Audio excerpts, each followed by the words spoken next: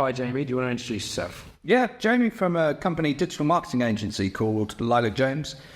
We specialise in SEO, Google Ads and Facebook ads. We used to be generalist digital marketing, so we've done a bit of everything, strategy and brand and everything, but now we've just niched down into those three things. And I reached out to Darren to kick off our content production journey because essentially we were struggling with not struggling with lead generation, but we were over-relying on referrals and recommendations, which is where a lot of businesses are. And I wanted to create content to sort of help expand the profile of the agency. Let's go into it then. So we, with you, are building, we do loads of work actually, to be fair, but our main focus, I suppose, is building a YouTube channel. Yeah. And do you want to tell the people watching the milestone that we've just hit? Yeah, we just hit 1,000 subscribers yesterday, which I appreciate in YouTube terms. That seems like a small number. It's a big milestone for me. Right. And I think, but when you consider what we do, I think if I had a channel about gardening or football or whatever, tennis or something like that, something that people are like interested in doing in their downtime, because YouTube's an information tool and it's an entertainment tool. I think if I had a topic like that, the subscriber level would have grown 5 times quicker based on the quality of the work that we're doing. Whereas the stuff that I'm putting out was designed to help people with their digital marketing skills, which means I'm trying to find a really slim demographic of people who are business owners or marketing managers who are trying to do this stuff themselves, or other agencies who are trying to do this stuff themselves and are consulting YouTube to find answers and value to improve what they're doing.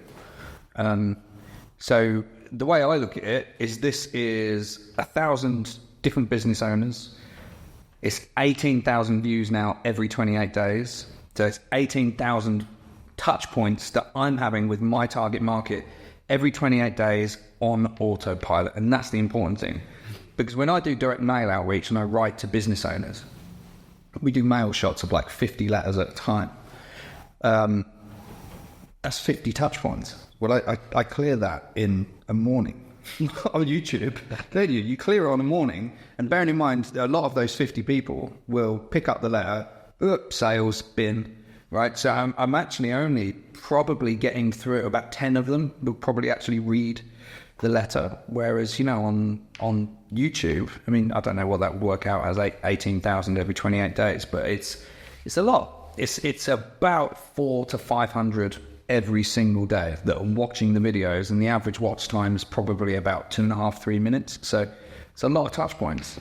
Yeah, definitely, and it's a lot of trust building. It's really good, if you look at Google Zero Rooms of Truth, which is not what this video is about. It's a hell of a reach, if you like, for any business, and it's international. Yeah. And that's the great thing. So you can see that the top demographic that tuning in to the channel is in the United Kingdom. After that, it's the United States, which I'm really excited about because it opens up opportunity to, work with some of these like big American companies who really believe in, the skills that we have in Facebook marketing and Google marketing and all that side of things. And I think the other important thing to say, so what does 18,000 views look like? And we will come on to this in a minute. We're in probably what we see as the earlier stages of our journey, I suppose. But in terms of hours, so that's hours of content consumed, and my phone is down here, so I'm not I'm worried on the camera stuff. I'm just playing on the phone. But in terms of hours, so the last 28 days, so every month, shall we say, give or take, is 337 hours worth of content consumed. And the way I look at it is that's 337 hours I haven't had, or my team haven't had to spend speaking to people to nurture those leads. Because with what we do, there's a lot of people out there that claim, and this is another reason why we wanted to do the channel was because we found that anybody with an internet connection can set up a digital marketing agency, right? And we have genuine, credible expertise. We add masses of value to our clients through the three services that we offer, and we really know our shit. But all anybody has for reassurance of that is our word. And of course, but everyone's saying that. And I remember we were looking to hire an apprentice. We did hire an apprentice, and one of the people who came said, "Oh, I've got my own website and I can design websites." I said, "Great, can you send me the links?" He sent me the link, and it was to his own website where he'd set himself up as a digital marketing expert. And this is a 17-year-old kid with fake case studies, fake reviews, fake testimonials, saying he's got all this experience. But to the end consumer, if you ran Google Ads to that, they're not to know. That's the difference. So there's a lot of that. And I had a meeting this morning with a company. They're paying £2,500 a month to an agency, and they're getting a shocking, absolutely shocking service. So I wanted to do the videos so people could watch me, get reassurance in my skills and therefore the agency's skills to actually be able to deliver them something. And that's 330 hours people are spent a month and growing that people are spending doing that. And that it's going to work. And, tell the camera, Jamie, tell the camera. But you've had it in sales calls, haven't you, where people have been like, "Oh, we'll watch a few videos." And had this week, I signed up a client yesterday called the Outdoors Project. They do kids after school clubs. It's a franchise business, so then they're an expanding franchise business. So the way it came about was a little bit different because it is marketing. Any good marketer will understand around touch points. It would be very rare that you're going to make one cold sales call and they're just going to go and sign up for your services for something like we do, unless you hit them at the exact opportune time. But I sent him a letter, hard mail outreach. I then connected with him on LinkedIn, engaged in a conversation. We had an initial sales call, but that was last October. Then he based on our conversation, starts running his own Facebook ads, and he goes onto my channel and starts learning from the channel. So he's, without me knowing or having to even do anything, he's building trust, rapport, credibility. I'm building credibility with him. And then a couple of weeks ago comes back in, and then sign him up tomorrow, and we're now designing their advertising strategy. So it's great. And would that have happened without the YouTube channel? I should think probably not. Yeah. It's without the YouTube channel, what he'd have done is gone onto Google. Probably would have had that conversation. He'd have gone onto Google, and he would have looked at the page one providers. There would have been some people on adverts, and then there would have been some local providers on page one. He's not local to me. He's in Sussex. We wouldn't have won the business. Yeah. Cool. Okay, so I don't want to make this all sort of singing and dancing and showing like some amazing journey that we've been on, because there's been good and bad times, hasn't there? And I wouldn't say bad as such, but challenging times. What I love is looking at when we first started and the journey that we've been on, and how things have sort of changed and developed around what is working.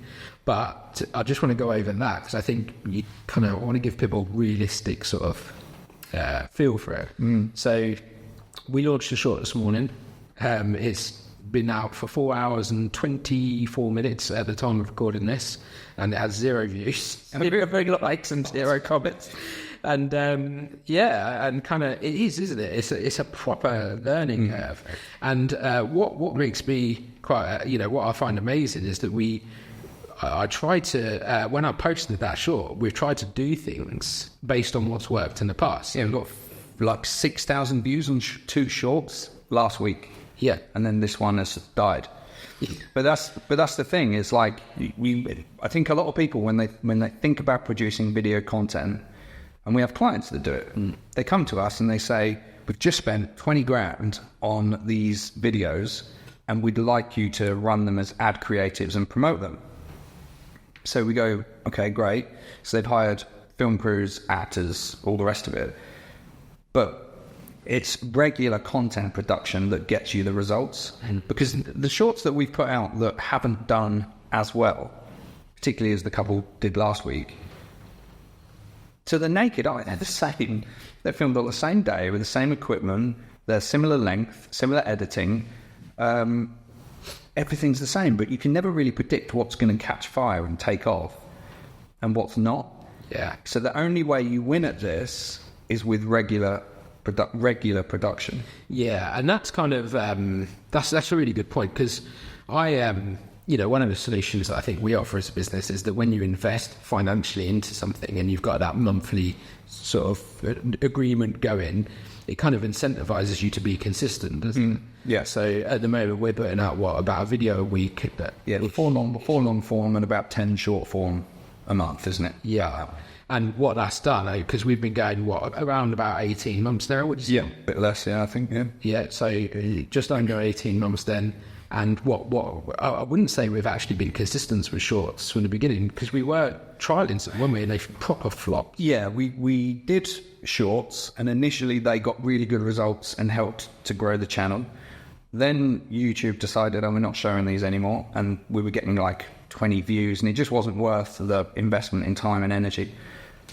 Then we gave it another go, and again it started to really grow the channel. And now I think I'm in a position where if I was to invest more in doing this, it'd probably be in the shorts, despite the one that we launched today doing terribly. But to be fair, we launched 2 before the one that succeeded.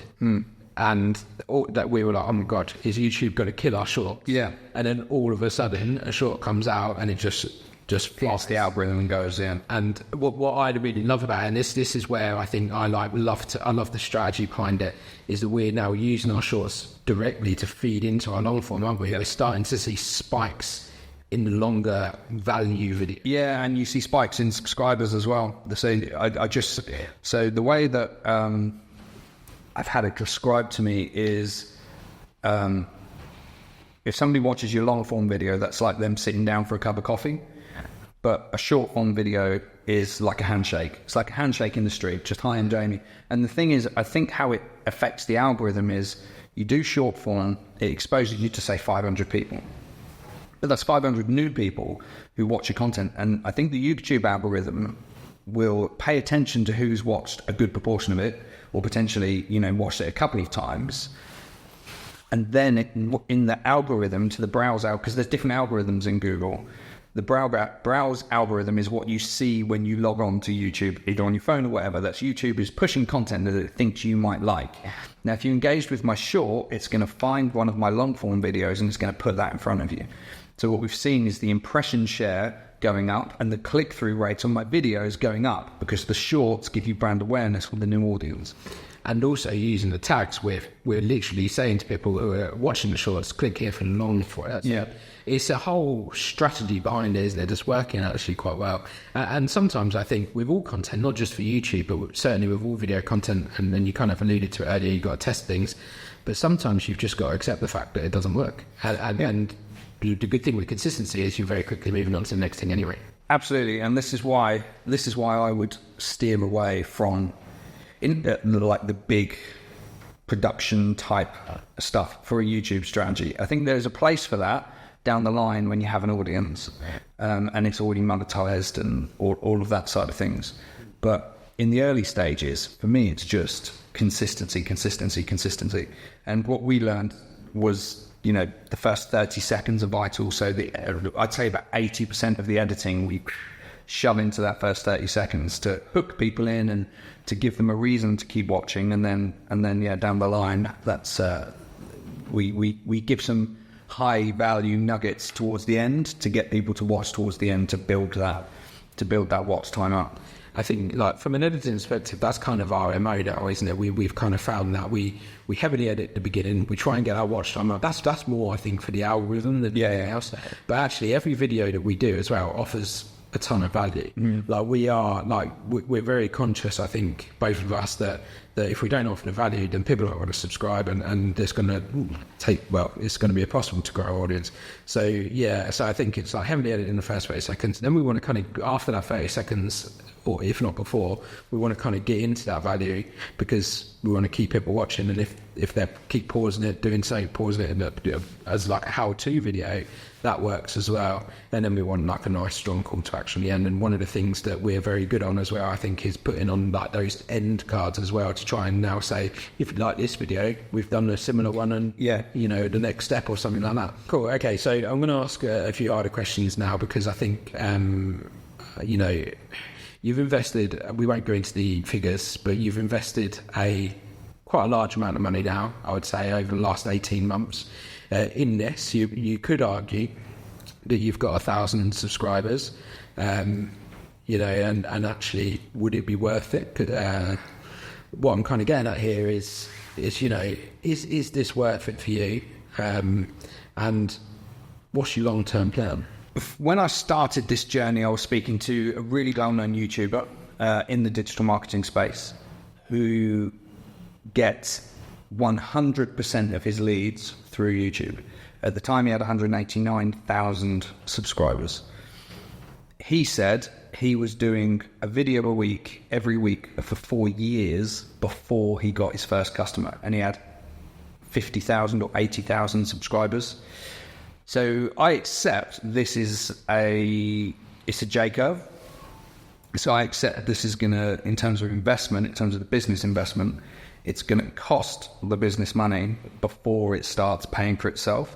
But if you look at one client that, turned over this week, well, that is going to, if that client stays for the 12 months, which they should, because we'll do a bloody good job for them. And if they stay for those 12 months, that will cover 50% of the entire investment. One client. Right, so actually, I don't have to get this to produce many clients to pay for it.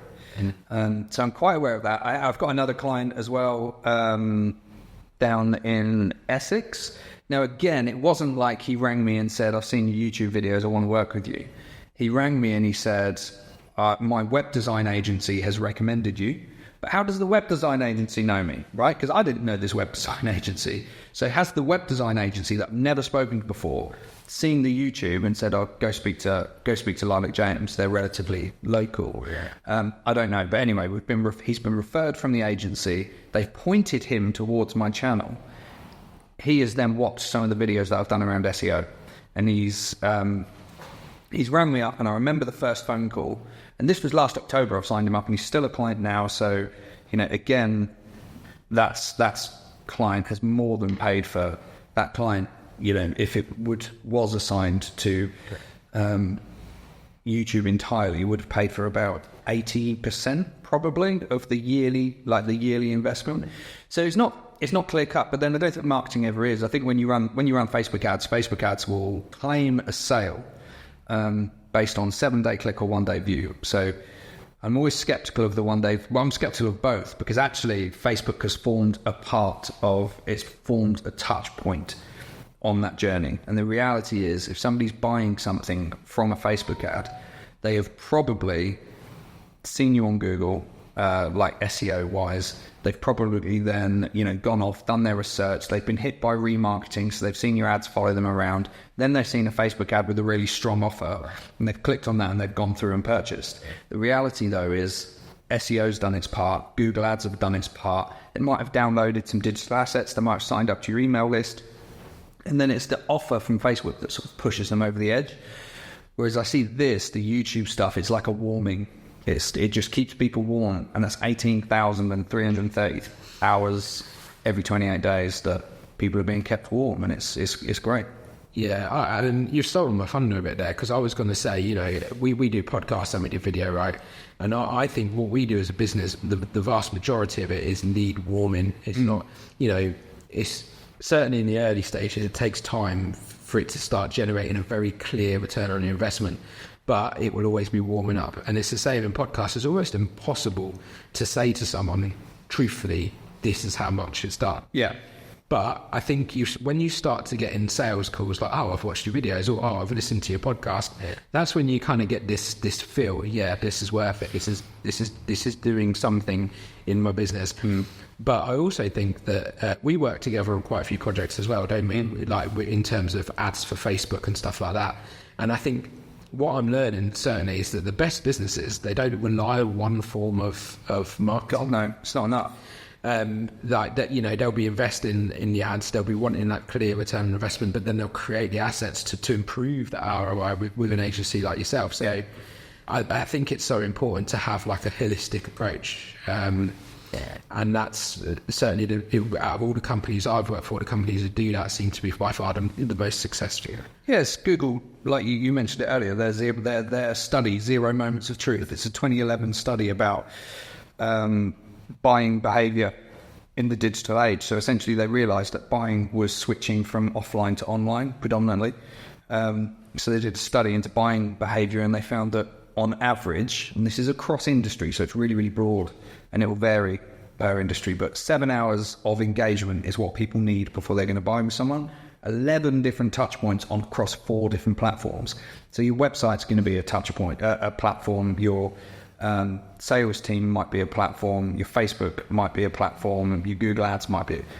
But where we see Facebook struggle the most, Facebook ads particularly, struggle the most is when they're only running that as marketing, and they've got no organic presence, they've got no search engine optimization presence. So when I say organic, I mean organic social media presence. They've got no organic SEO presence, they've got no Google Ads, they've got no brand assets, you know, all of this stuff. They've got nothing working for them. So people just see a random ad from a business they don't know, like, or trust, with no sort of personality, and then people expect them to just go and transact. Now, that can work.